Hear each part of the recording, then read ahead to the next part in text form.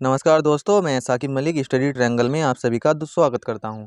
दोस्तों, हम पढ़ रहे हैं प्राचीन भारत के इतिहास से संबंधित कुछ इंपॉर्टेंट टॉपिक। जैसा कि हमने कल पढ़ा था वैदिक सभ्यता से संबंधित, तो आज का हमारा टॉपिक है महाजनपद काल। जी हाँ दोस्तों, महाजनपद काल से बनने वाले जितने भी इंपॉर्टेंट पॉइंट होंगे, जितनी भी बातें होंगी, हम थ्योरिकल तरीके से इस क्लास के अंतर्गत पढ़ेंगे। तो दोस्तों, हम महाजनपद काल में 16 महाजनपदों, उनकी राजधानी और उसके विस्तार के बारे में पढ़ेंगे कि पूरे भारत के अंदर ये जो 16 महाजनपद थे, ये कहाँ पर स्थित थे और किस प्रकार से स्थित थे। इस क्लास में हम आपको इस प्रकार से पढ़ाएंगे कि आप इसको कभी भूल नहीं पाओगे। इससे बनने वाले कोई भी प्रश्न होगा तो आप उसको सोल्व कर दोगे। तो चलिए स्टार्ट करते हैं। यहाँ पर सबसे पहले है हमारा 6वीं शताब्दी ईसा पूर्व। जी हाँ दोस्तों, जैसा मैंने वैदिक सभ्यता में आपको बताया था, वैदिक सभ्यता को हमने दो पार्टों में बांटा था, पूर्व वैदिक काल और उत्तर वैदिक काल, जो कि दोनों में जो सेंटर में था वो 1000 BC था, क्योंकि 1500 BC से लेकर के 1000 BC तक तो हमारा पूर्व वैदिक काल था और 1000 BC से 600 BC तक हमारा उत्तर वैदिक काल था। वो हमने किस प्रकार से बांटा था कि जो 1000 BC थी वहाँ पर लोहे की खोज हो गई थी। लोहे से बनने वाले जितने भी औजार वगैरह थे, तो वो उन सबको मतलब आसानी हो गई थी अपने काम करने के लिए। तो इसी प्रकार से 6ठी शताब्दी पूर्व से हम महाजनपद काल के नाम से जानते हैं। यहाँ पर आप देख सकते हैं प्रारंभिक इतिहास में एक प्रमुख मोड़ के रूप में माना जाता है। इस काल में उत्तरी भारत में लोहे का व्यापक उपयोग किया जाने लगा, जिससे कृषि के व्यवस्थित विकास हुआ और उसके परिणाम स्वरूप सिंधु घाटी सभ्यता के पतन के बाद प्राचीन भारत में दूसरी बार बड़े शहरों का उदय हुआ। जी हाँ दोस्तों, जो सिंधु घाटी सभ्यता थी वो एक शहरी सभ्यता थी, लेकिन जो हमारी वैदिक सभ्यता थी वो मैंने आपको बताया था कि वो एक ग्रामीण सभ्यता बन गई थी। लेकिन लोहे के उपयोग के कारण यह फिर से एक शहरों का उदय हुआ और इसको हम द्वितीय शहरीकरण भी कहते हैं। जी हाँ दोस्तों, जो हमारा महाजनपद काल है उसको हम द्वितीय शहरीकरण कहते हैं। बहुत ज़्यादा इंपॉर्टेंट पॉइंट है, आपको याद रख लेना है। द्वितीय शहरीकरण से ही महाजनपदों का उदय हुआ है। नेक्स्ट यहाँ पर आप देख सकते हैं 6ठी शताब्दी ईसा पूर्व से या 600 BC से आप इसको याद कर सकते हैं। पूर्वी उत्तर प्रदेश और पश्चिमी बिहार से लोहे का व्यापक प्रयोग होने से बड़े बड़े प्रादेशिक और जनपद राज्यों के निर्माण के लिए प्रयुक्त परिस्थिति बन गई। क्या परिस्थिति बन गई? जैसे लोहे के हथियारों के कारण योद्धा वर्ग अत्यधिक महत्वपूर्ण भूमिका निभाने लगे, क्योंकि उसे नए नए हथियार लोहे से बने हुए मिलने लगे, तो ये योद्धा वर्ग था वो बहुत ही अच्छी भूमिका अदा करने लगा। लोहे से बने जो खेती के उपकरण थे, नए नए औजार थे, किसान अपनी आवश्यकताओं को पूरा करने लगा और जो अनाज जो है उसकी पैदावार में बढ़ोतरी होने लगी। अब राजा जो है अपने सैनिकों को और प्रशासनिक प्रयोजनों के लिए अधिक से अधिक अनाज का प्रबंधन कर सकता था और अच्छे से अच्छे हथियारों को बनवा सकता था। तो इसी तरह से इसका महाजनपद काल का जो है उदय होता चला गया। यहाँ पर आप देख सकते हैं 6ठी शताब्दी ईसा पूर्व में भारतवर्ष में 16 महाजनपद में बटा हुआ था। इसकी जानकारी हमें उस समय के जो महत्वपूर्ण ग्रंथ है या साहित्यिक सोर्स हैं वहाँ से मिलती है। जैसे कि बौद्ध धर्म का एक महत्वपूर्ण ग्रंथ है अंगुत्तर निकाय, इससे भी 16 महाजनपदों की जो है जानकारी मिलती है। आपकी परीक्षा में जो है प्रश्न पूछ लिया जाता है कि बौद्ध धर्म के कौन से महत्वपूर्ण ग्रंथ से हमें 16 महाजनपदों की जानकारी मिलती है, तो आपका राइट आंसर होगा अंगुत्तर निकाय। और जैन धर्म के अगर साहित्य की बात करते हैं तो भगवती सूत्र एक पुस्तक है, उसमें 16 महाजनपदों का बारे में बताया गया है। नेक्स्ट है हमारा, यहाँ पर आप देख सकते हैं जो हमारे महाजनपद थे वो किस प्रकार से बटा हुआ था। अगर सबसे छोटी इकाई की बात करते हैं तो कुल, या इसको हम कबीला बोलते थे। बहुत सारे कबीले मिलकर एक ग्राम का निर्माण करते थे और बहुत सारे ग्राम मिलकर के जन, और बहुत सारे जन मिलकर के जनपद, और जनपद से ले बहुत सारे जनपद मिलकर के एक महाजनपद का निर्माण होता था। तो इस प्रकार से इसकी प्रक्रिया थी, जो इसकी व्यवस्था थी। नेक्स्ट है हमारा, यहाँ पर आप देख सकते हैं वर्तमान में 16 महाजनपदों की स्थिति की बात करें। जी हाँ दोस्तों, जो भी प्रेजेंट में जहाँ पर 16 महाजनपद थे वे कहाँ कहाँ पर थे, तो उत्तर प्रदेश में 8 महाजनपद थे। बिहार की बात करते हैं तो बिहार में 3 महाजनपद थे। राजस्थान की बात करें तो राजस्थान में 1 और मध्य प्रदेश में भी 1। तो टोटल अगर भारत में वर्तमान में बात करते हैं तो 8 और 3 11 और 2 13 महाजनपद, और एक दक्षिण भारत में 14 महाजनपद जो हैं अभी भी भारत में थे, जहां पर भारत की स्थिति फिलहाल में है। लेकिन भारत से बाहर जो कि अफगानिस्तान और पाकिस्तान का एरिया है, वहां पर 2 महाजनपद और थे। तो टोटल मिलाकर, क्योंकि वो पहले हमारा भारत का ही एरिया था, तो टोटल मिलाकर 16 महाजनपद जो है भारत में स्थित थे। यहाँ पर आप देख सकते हैं मैं सभी महाजनपद को लेकर आया हूँ, और जो यहाँ पर आप देख सकते हैं और उनकी राजधानी है। जी हाँ दोस्तों, यहाँ पर उसके जनपद जैसे काशी और वाराणसी, इन सभी महाजनपदों को हम एक एक करके उसके विस्तार के आधार पर, उसकी जो स्थिति है उसके आधार पर पढ़ेंगे। तो यहाँ पर काशी की राजधानी वाराणसी हो जाएगी, कौशल की श्रावस्ती हो जाएगी, अंग की चंपा हो जाएगी, चेदी महाजनपद की राजधानी शक्तिमती हो जाएगी, वत्स्य की हो जाएगी कौशाम्बी, और जी कुरु की हो जाएगी इंद्रप्रस्थ, पांचाल की 2 राजधानी है अहिस्त्र या काम्पिल्य, और मत्स्य की हो जाएगी विराटनगर। नेक्स्ट है हमारा सूरसेन की मथुरा, अशमक्की चार है, पैठान, प्रतिष्ठान, पोतन या फिर पोटिल, इसको कुछ भी बोल सकते हैं हम। अवंती की राजधानी की बात करें तो दो हो जाएगी, महिष्मती और उज्जैन। गांधार की बात करते हैं तो तक्षशिला इसकी राजधानी हो जाएगी। कंबोज की हाटक या राजपुर हो जाएगी। वज्जी की वैशाली हो जाएगी। और मल की कुशीनगर या पावापुरी या पावा बोलते हैं हम, वो हो जाएगी। और मगध की अगर बात करते हैं, बहुत ही ज़्यादा इंपॉर्टेंट है, गिरिविरज या राजगृह हम इसको कहते हैं। मगध की राजधानी क्या हो जाएगी? गिरिविरज। तो अब नेक्स्ट देखते हैं, हम यहाँ पर देख सकते हैं काशी के बारे में पढ़ेंगे सबसे पहले, जिसकी राजधानी वाराणसी है। आप यहाँ पर देख सकते हैं वरुणा और अस्सी नदी के बीच में स्थित है। यहाँ का सर्वाधिक शक्तिशाली जो शासक था वह ब्रह्मदत्त था। प्रारंभ में यही सबसे शक्तिशाली जनपद था। जी हाँ दोस्तों, शुरू में जो है सबसे शक्तिशाली जो जनपद था या महाजनपद था तो वो कौन सा था? काशी था, जिसकी राजधानी वाराणसी थी। ये आपको याद रख लेना है। इसका अधिकार कौशल और अंग पर भी था। जी हाँ दोस्तों, आप यहाँ पर अगर काशी की स्थिति की बात करते हैं तो आप यहाँ पर देख सकते हैं, यहाँ पर इसके साथ में कौशल जो है, कौशल और वज्जी जो है इसके अंतर्गत ही आते थे, कौशल और अंग। परंतु बाद में कौशल की शक्ति के आगे इसने आत्मसमर्पण कर दिया। अथर्ववेद में काशी के निवासियों का सर्वप्रथम जिक्र मिलता है। जी हाँ दोस्तों, जो काशी महाजनपद है वहाँ के निवासियों का सबसे पहले जिक्र कहाँ पर हुआ है? अथर्ववेद में हुआ है। ये बात आपको याद रख लेनी है। नेक्स्ट हमारा है कौशल। जी हाँ दोस्तों, जो कौशल महाजनपद है उसकी राजधानी की बात करते हैं तो श्रावस्ती उसकी राजधानी थी। वर्तमान में जो अवध का क्षेत्र है इसके अंतर्गत यह आता था। इसकी राजधानी श्रावस्ती, जो कि अचिरावती है, इसको राप्ती नदी है इसके निकट थी।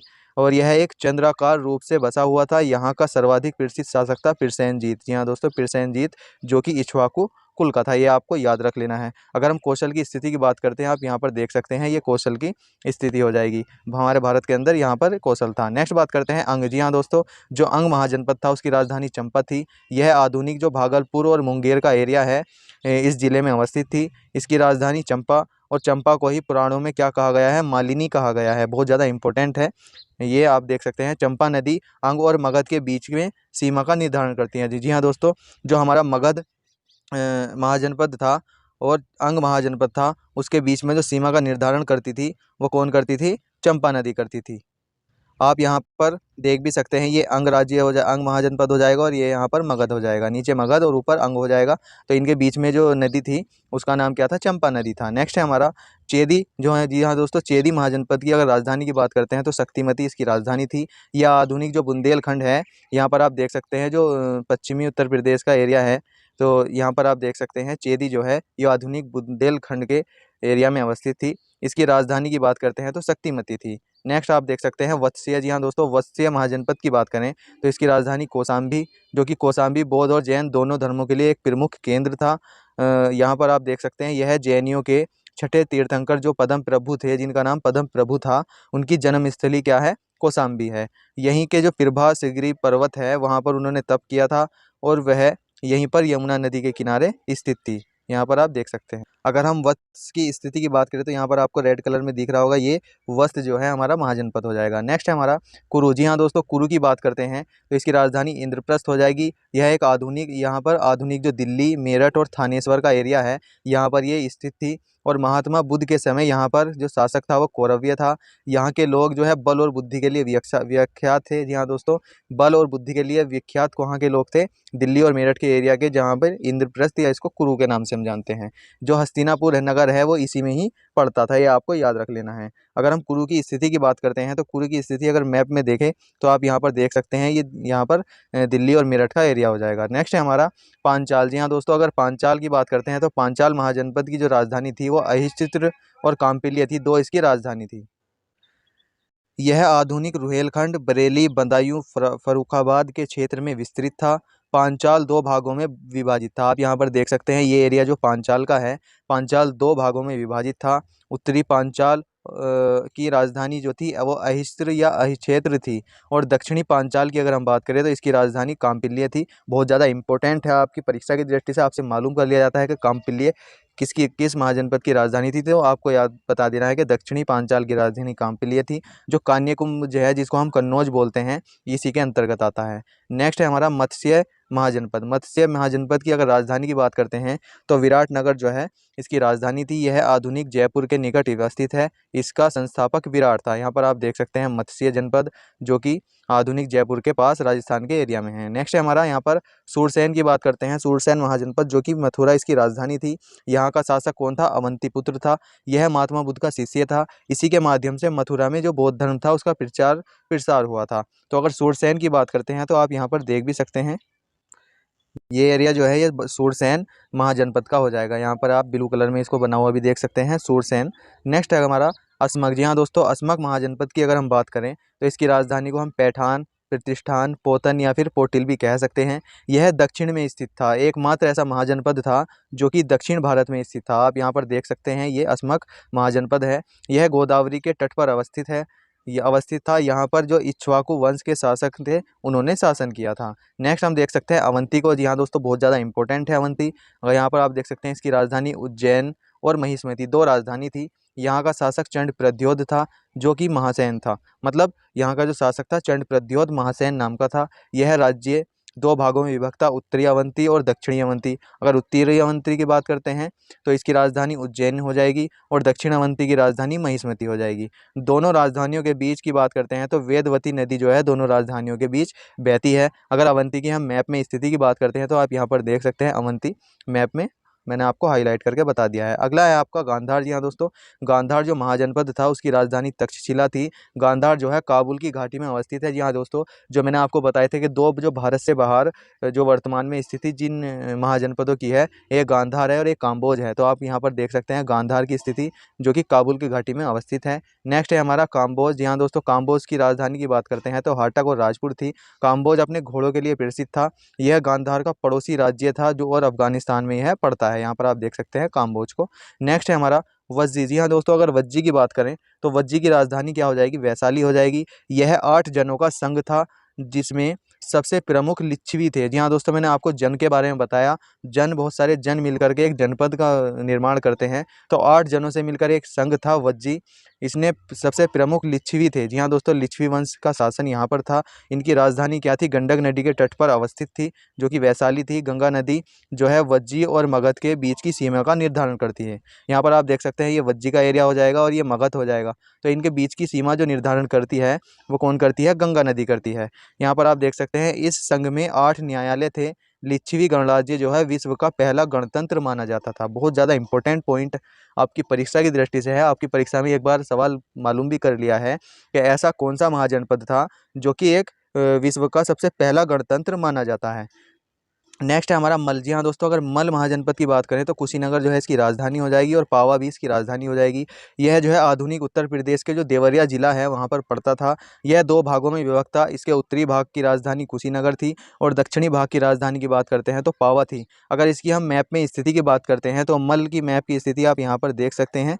यहाँ पर जो ग्रीन कलर में आपको दिखाई दे रहा है यह है मल जो है महाजनपद की राजधानी की स्थिति हो जाएगी। नेक्स्ट है हमारा मगध। जी हाँ दोस्तों, जो मगध राज्य है, जो मगध महाजनपद है, बहुत ही ज़्यादा इंपॉर्टेंट है। इसकी राजधानी की बात करें तो गिरिविराज या राजगिरा हो जाएगी। ये सबसे बड़ा जो हमारा महाजनपद था, इसी पे बहुत सारे शासकों ने राज किया है। मैं आपको बताऊंगा। जैसे मगध जो है दक्षिण बिहार के पटना और गया जिले में स्थित है। आपको मैं मैप में भी दिखाऊंगा आगे। यहाँ पर आप देख सकते हैं मगध दक्षिणी बिहार के पटना और गया जिले में स्थित है। इसकी जो प्रारंभिक राजधानी थी वो राजगीर थी, जो चारों तरफ से पर्वतों से घिरी होने के कारण इसका नाम क्या रखा गया? गिरिव्रज रखा गया, या इसको हम राजगिरे भी कह देते हैं। नेक्स्ट है हमारा मगध। सभी जनपदों में सबसे शक्तिशाली जो महाजनपद था वो मगध था। जाना इस पर जो राज किया है वो बहुत सारे राजा जैसे बृहद्रथ, हर्यक वंश, नंद वंश और मौर्य वंश के आदि शासन किया है। इन सभी ने इन पर शासन किया है। अगर हम मगध की स्थिति की बात करते हैं तो आप यहाँ पर इसको देख भी सकते हैं। ये वाला एरिया जो है मगध का हो जाएगा, क्योंकि ये जो है चारों तरफ से पहाड़ियों से घिरा हुआ था। जल्दी से कोई भी राजा इस पर हमला नहीं कर पाता था। इस वजह से ये सबसे शक्तिशाली जो था महाजनपद था। इसलिए मगध में बहुत सारे वंशों ने राज किया है। आगे वाली क्लासों में हम उन सभी वंशों से संबंधित प्रश्नों को पढ़ेंगे और उनसे संबंधित कुछ इंपॉर्टेंट बातों को पढ़ेंगे। तो दोस्तों आज के लिए इतना ही। अगर आपको वीडियो अच्छी लगी है तो वीडियो को लाइक ज़रूर करना और शेयर ज़रूर करना, और हमारे चैनल पर आप पहली बार आए हैं तो चैनल को सब्सक्राइब जरूर करना। धन्यवाद दोस्तों। जय हिंद।